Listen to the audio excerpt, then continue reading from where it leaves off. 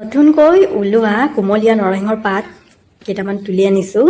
আৰু এইখিনি দিম আন্দা আলুৰ দম বনাম যে তাতে দি দিম আৰু চেণ্টটো কিবা এটাই ভাল লাগিব। এইফালে আলু আন্দা সিজাই ল'লোঁ আৰু সেইখিনিয়ে ঠিকঠাক কৰি লওঁ আৰু কৈছে যদি পাৰা মানে অলপ আন্দা আলুৰ দম বনাবা কেঁচা জলকীয়াৰে একদম অলপ বইলৰ নিচিনা হালকা মানে ইমান মছলা নিদিবা কাৰণ এইকেইদিন মছলা খাই খাই আমনি লাগি গ'ল। আজি একদম অলপ বইলৰ নিচিনা খাবলৈ মন গৈছে আৰু সেইকাৰণে দেখিছেনে একদম বইলৰ নিচিনাকৈ বনাইছোঁ আৰু খাই সোৱাদ পাব আৰু ইফতাৰীৰ সময়ত। নৰসিংহৰ পাত দিলে যে আৰু চেণ্টটো ভাল লাগে আন্দা আলুৰ দমত। মোৰ মৰমৰ বন্ধু বান্ধৱীসকল আৰু ভণ্টি ভাইটিসকল যিসকলে মোৰ ভিডিঅ'বোৰত মৰম দিছে ছাপোৰ্ট কৰিছে এই ছাপোৰ্ট মই সদায় মনত ৰাখিম। হ'ব পাৰে ভৱিষ্যতত আগুৱাই নাযাবও পাৰোঁ কিন্তু আপোনালোকে এই প্লেটফৰ্মত মোৰ পৰা সদায় মৰমলে মানুহজন আহি পালে ইফতাৰীৰ সময় হ'বই যিহেতু আৰু চাহ খাবলৈ দেখিছেনে পপ আৰু ব্ৰেড লৈ আনিছে সেয়া যোগাৰ আগতে কৰি আনে ইফতাৰী কৰাৰ পিছতে চাহ খাবই লাগিব। এইফালে হৈছে খাচী মাংস আৰু সেয়া হৈছে কেঁচা বুট কেঁচা জলকীয়া নেমু অলপ আদা